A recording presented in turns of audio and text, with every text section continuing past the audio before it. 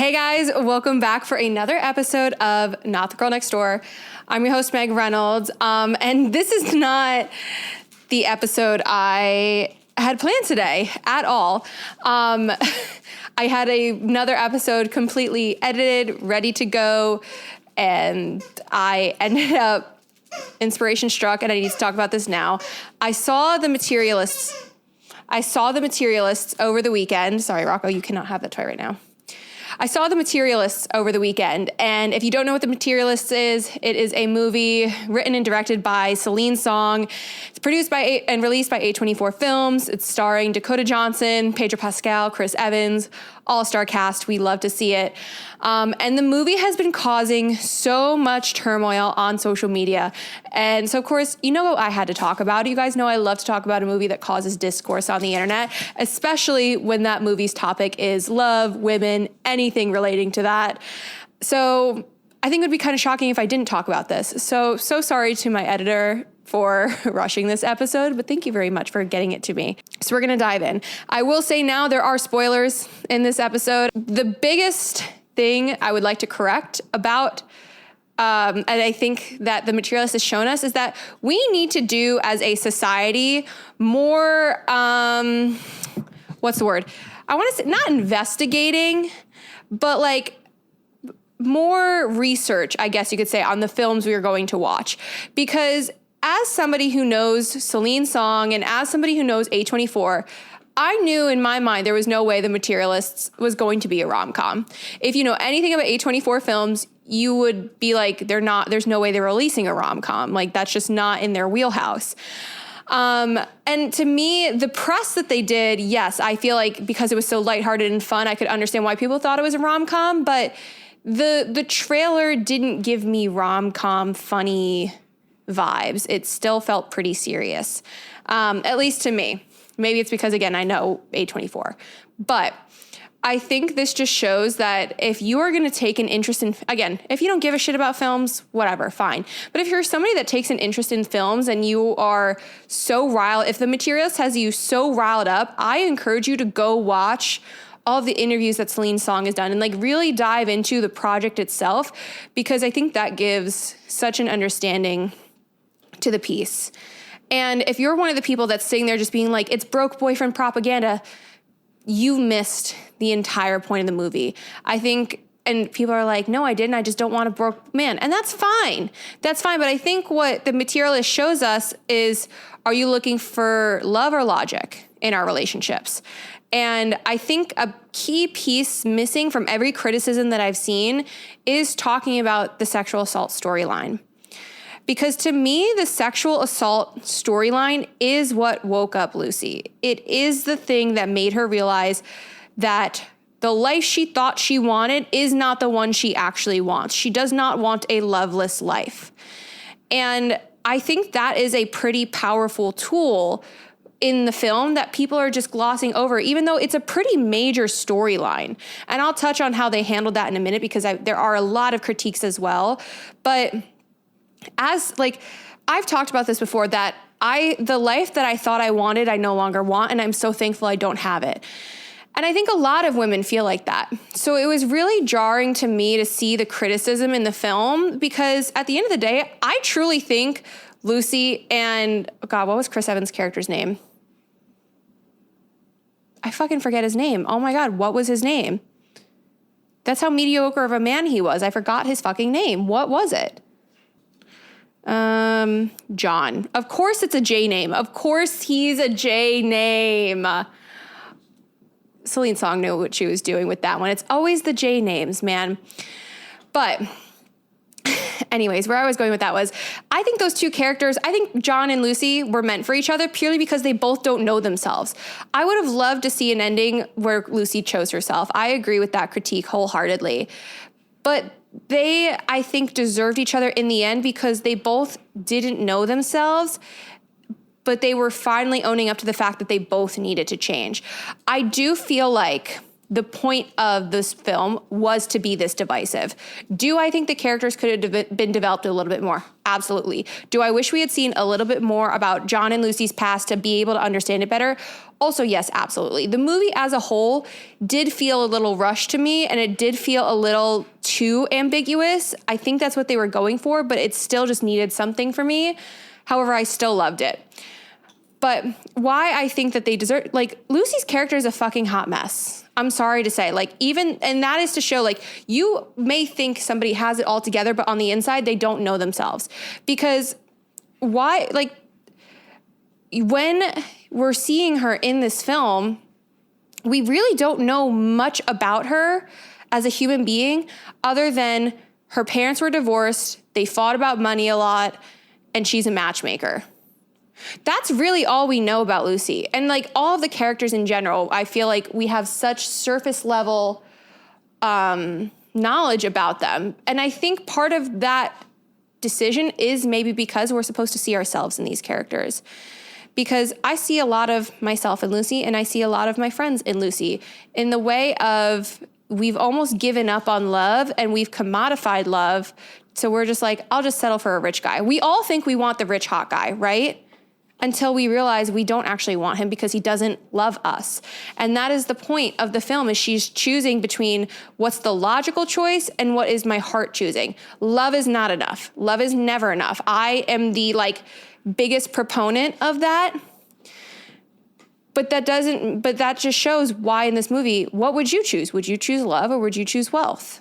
I think that's what the point is of the movie too, is it almost at certain scenes, like when she's sitting down with her clients, it felt like she was talking, it was like a live dating app, they're talking about height, they can't like cats, and all these shallow materialistic traits too. And on both part of the men and the women. And a big critique I saw is like, of course a movie is calling women shallow, but I don't think it's calling women shallow. I think this movie was calling us as human beings shallow. We are shallow now when it comes to dating, because again, throughout this film, I'm trying to remember, the word love and love itself is not really mentioned or talked about until the end of the film.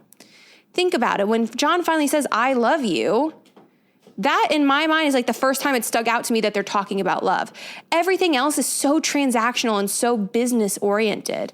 Every relationship, the first scene that we see Lucy talk to her client, it's just, the man made me feel valuable. It's not, I love him. Love is not at the forefront of this film. It's a romantic drama, but it is not, in my mind, a movie about love. It's a movie about self-reflection. It's a movie about love versus logic.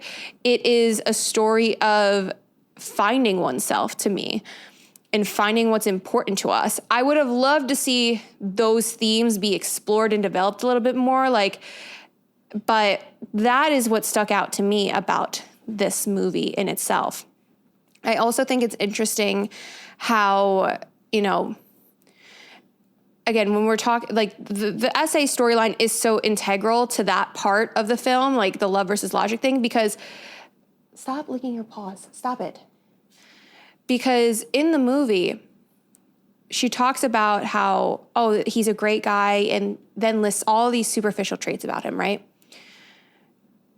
And then she sets him up on a date. And you see, there's the scene where she runs into the bathroom and she just found out about Sophie being assaulted, and she's flipping through her notebook, and it's all just these superficial things about these men. And she realizes she doesn't truly know the men that she's sending her clients on dates with.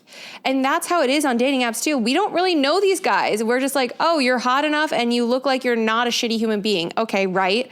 That is what we have turned dating into.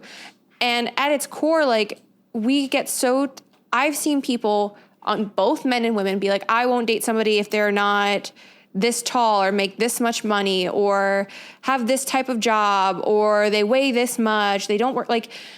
These superficial non-negotiables are these superficial non-negotiable things are what's keeping people single, because we're being so closed-minded, but we also have some more choice than ever. That's another thing too, I think, that the movie really illustrated well, is how there's almost too much choice nowadays, and people are so picky, and people think like they're the most amazing thing to ever walk the earth. It's like, you got to humble yourself a little bit. I'm not telling anybody to settle. Do not twist my words there. I don't think you should settle for anything less than a partner that sees you, makes you feel safe, makes you feel heard, and truly loves you. That, I think everything else in life can be figured out. Now, money is obviously a core theme in this film, and like poverty and just fighting about money and fighting about finances in a relationship, that is a very big issue. And so, of course, for Lucy, when her last boyfriend and her broke up because they were fighting about money and he was dirt broke, of course she just wants the rich guy. That's like her whole thing. And she even also, this is why I say Lucy and John deserve each other, is because they're both so self-deprecating. Like throughout the entire film, like I would honestly say Lucy is an insecure woman because of how much she puts herself down.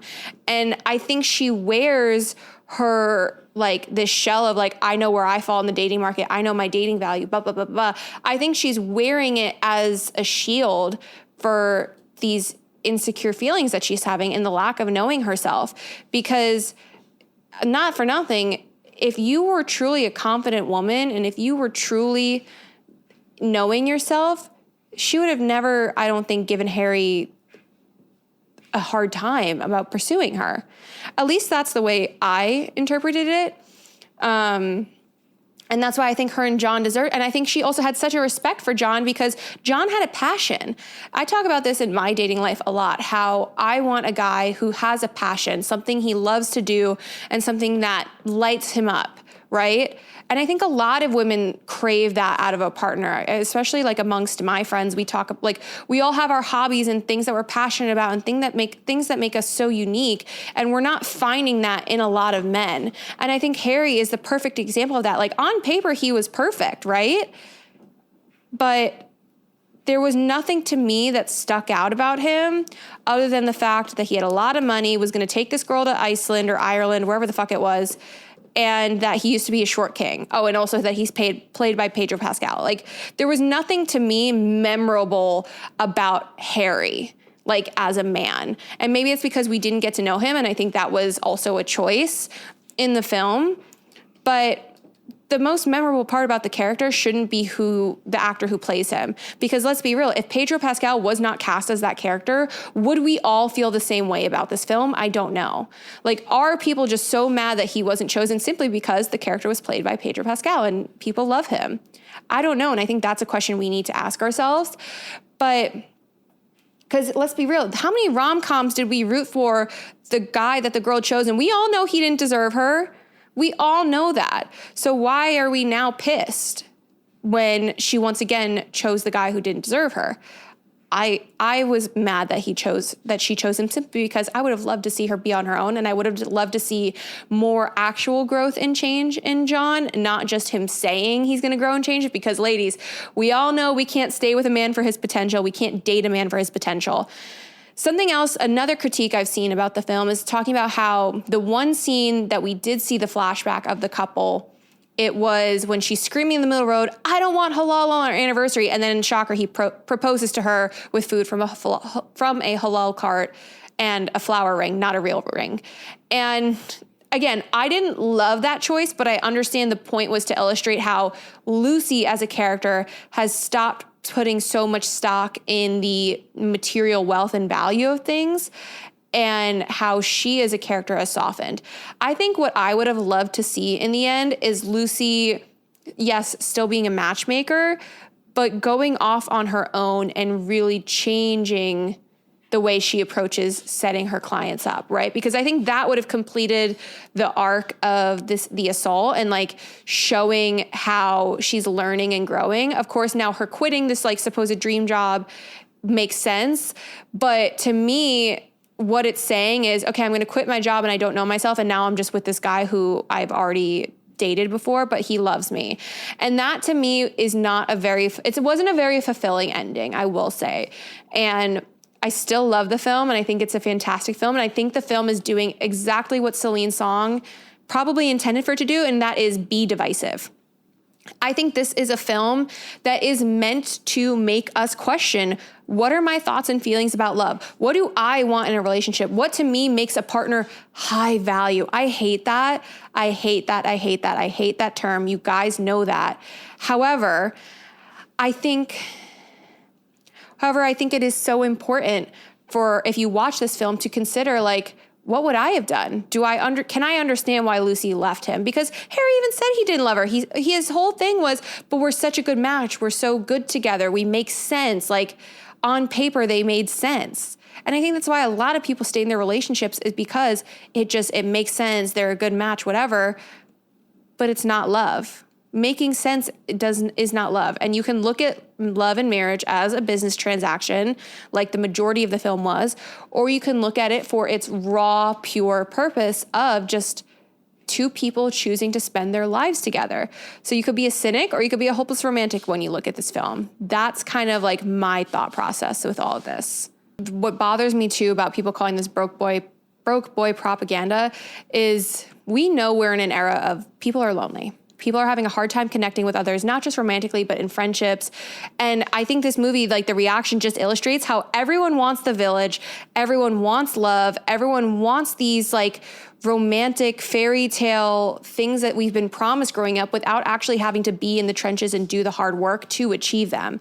Because, like, when it came to Harry and Lucy's relationship, like, we didn't see much of an actual relationship. To me, I kind of just saw a situationship that he actually takes her on dates, even though they were officially dating. Also, and I want to backtrack too, the immediate reaction my friends and I had in the movie theater was like, oh, great, Harry's love bombing her. Because, like, right off the bat, he's like, oh, let's go to Ireland. Like, the first time they slept together. Like, to me, he was almost just, again, it's the love bombing. I'm throwing money at it. It's all so surface level connection.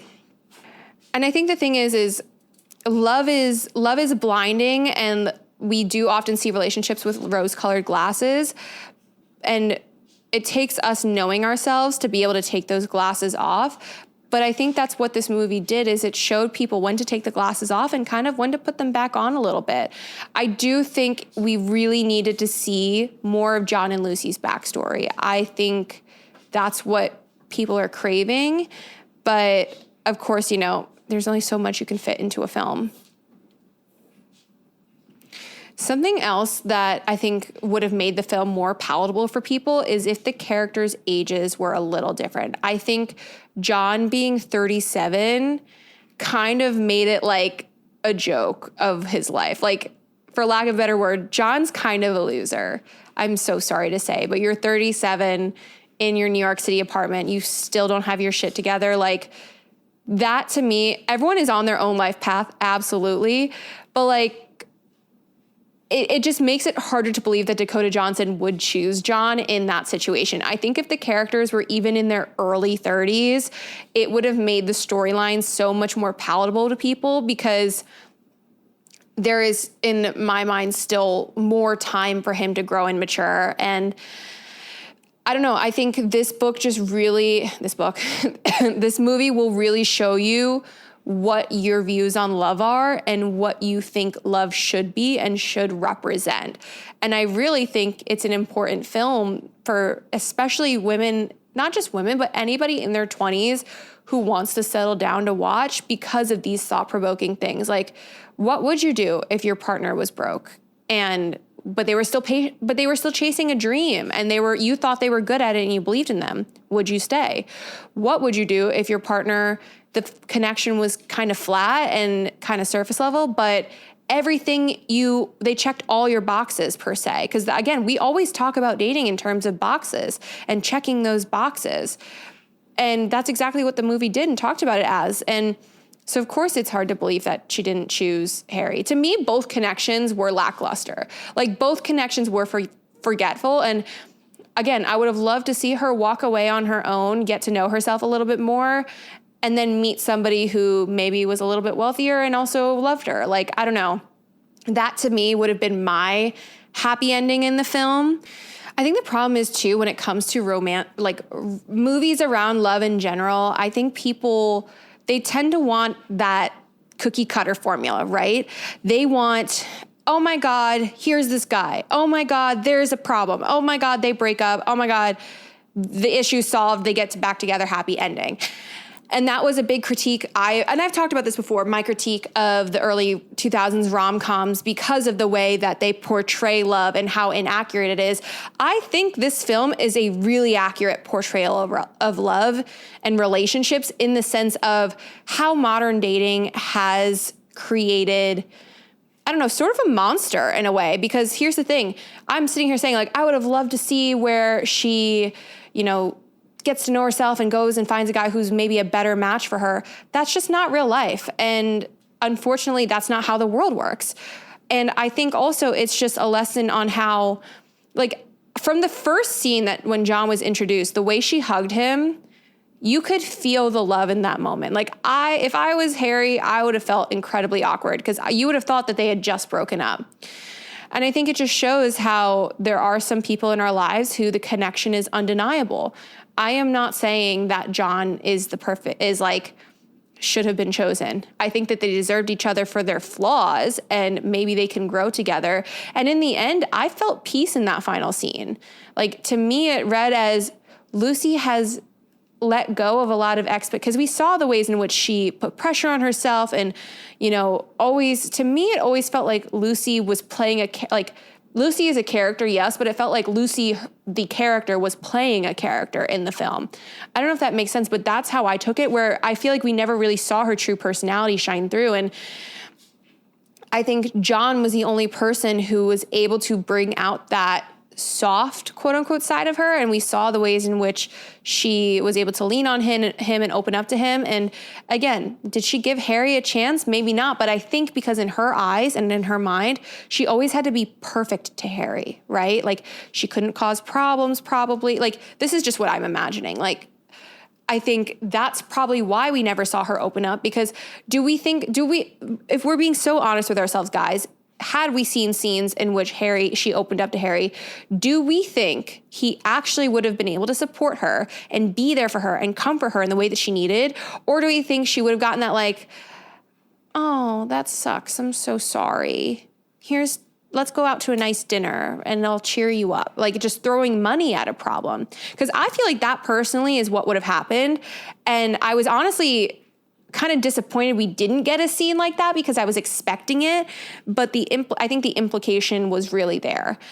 I think too, what this film shows is there is a difference between chemistry and connection, love and logic. Like, we tend to use these terms so interchangeably in everyday life, but you have to remember that chemistry does not equal connection, and connection does not necessarily mean lasting love. And we saw the ways in which Lucy and John had chemistry. We saw the ways in which she connected with Harry, but it's then up to you, the viewer, to be like, okay, well, which one would actually build a better relationship? And again, we could sit there and say, let's play Build-A-Bear and we'll take John's money. I mean, not John's money. John's broke. We'll take Harry's money and we'll take the love that John had for her and we'll take Harry. It's not Build-A-Bear, bitch. If we could, and you see that in the movie, she's like, if I could build you a man, I would. If we could build ourselves our perfect partners, we'd all be living happily ever after. That is just not the way the world works. Also, something else too, like the Short King storyline, the Short King arc, that's the way in which, like, come on. And I think what it's meant to show too, the Short King storyline did feel very random, but I thought it was such a clever thing of how they kind of weaved it in the beginning of the story, and it came to a full circle in the end. But it showed that even somebody with the quote unquote wealth had trouble in the dating market because of his height. And it just, I think that storyline really humanized Harry as a character. And I think it showed how he even said, he's like, I don't think I know how to love. I don't know how to love a woman. Like, because to him, relationships were always so transactional. So to me, like I said, I feel like this film is meant to show us, hi Rocco. This film is simply meant to show us what we think about relationships and what we want out of our relationships. And it's like, I had to look this up because I couldn't remember what it was called, but like, you guys know that test where they hold up the ink blot and they're like, what do you see? The Rorschach test. That's what, to me, this movie is. The Materialist is literally just a Rorschach test for dating. And I think it really should make you sit and evaluate, what are my non-negotiables? There is nothing wrong with wanting financial stability from a partner. There is nothing wrong with valuing that in a partner, that someone is good with money or any of those things, especially in today's economy and the way that the world is. However, if you are someone who's sitting there saying, I want to fall in love and I want to find the love of my life, you shouldn't be looking for that based on what a guy's salary is. We've seen time and time again that a guy can make a lot of money and be good looking and he could still be a raging fucking douchebag. And that's the thing. What is the cost of love to you? What should the cost of love to you be? And again, I always say love should never cost us our sense of self. The price should never be our individuality and our freedoms and all that stuff. And our relationships should make us the best version of ourselves. But what else should it cost you? Right? Like what compromises are you willing to make a relationship work? What sacrifices are you willing to make to help ensure the relationship? Where does that line get drawn? Because relationships will always be a compromise and love will always be a choice. Who we choose to settle down with is going to be the most important decision we make in our entire lives. And it's not one that should be made lightly. And I think a lot of people don't consider these things when they are making that choice and when they are picking a partner. We see time and time again the women who just stay in something because they've been together for so long, or they bought the house, they got a dog, they got pregnant, like they just stay for the sake of staying and for that fear of being alone. So where does the line get drawn then? And that's what this film is. It's one big Rorschach test. I think that's how you say it. I think at its core, I know for me, when I left this film, I felt not only was I so in my head about like, oh my God, what would I have chosen? Like this film tapped into my emotions so well, but it also left me feeling as a creative so inspired in my own work and so inspired in my own writing. Because I read a lot of romance books. I'm writing a romance book.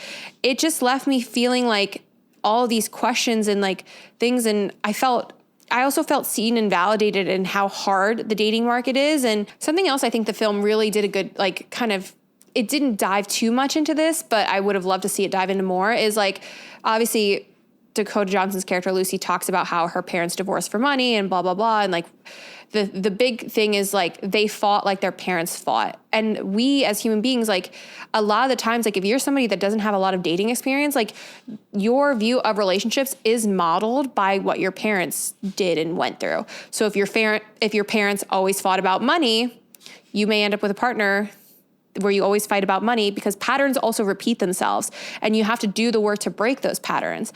And I think that's something in the movie too, like we see is, I don't think Lucy ever really did some sort of self-exploration. I think she was so, again, jaded by love after breaking up with John that she was just like, well, I'm just going to marry rich. And I think a lot of girls do that now. And of course we can talk about that, how that, you know, the people who think this is just broke boyfriend propaganda, and of course you should choose the rich guy, is like, is that diving into conservatism? Are we as women red pilling ourselves? Like that is a larger conversation, which I honestly don't know if I feel like getting into today. But what I will say on that is, if you have boiled down this movie to it's just broke boyfriend propaganda and you would of course choose the rich guy, I think you have a little bit more self-exploration to do, because you have to sit and ask yourself, would you really choose a guy where there's no love, but he just threw money at you?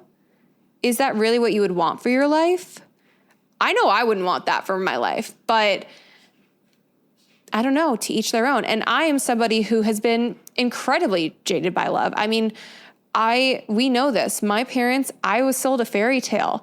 I was sold a fairy tale of what my parents' relationship was, and that it was love at first sight. They just met and fell in love. only for them to get divorced after nearly 30 years. And they hate each other now. And I'm no contact with my dad. And I watched before my eyes as my entire family fell apart. And I think that's why I see a lot of myself in Lucy's character, because it would have been so easy for me to become that type of person who just, love isn't real. I'm just going to marry for money. It's a business transaction. But I am to my core such a hopeless romantic, and I have seen love in the world and I have felt what love is. And I just need us all to remember if you can love the wrong person so much, imagine how much you will love the right person. I am not saying to go back to that broke man who did you dirty. I am not saying to just choose a guy based on his potential. You never choose a guy based on his potential. But if you believe in somebody and you can feel their need for change and that they want to change, and you're willing to give them that chance, let them prove themselves to you. And I think that's maybe the only time it's acceptable to date somebody for their potential, is if they are acknowledging the potential and saying, let me prove it to you. You can give them a chance, but don't give them 2 chances.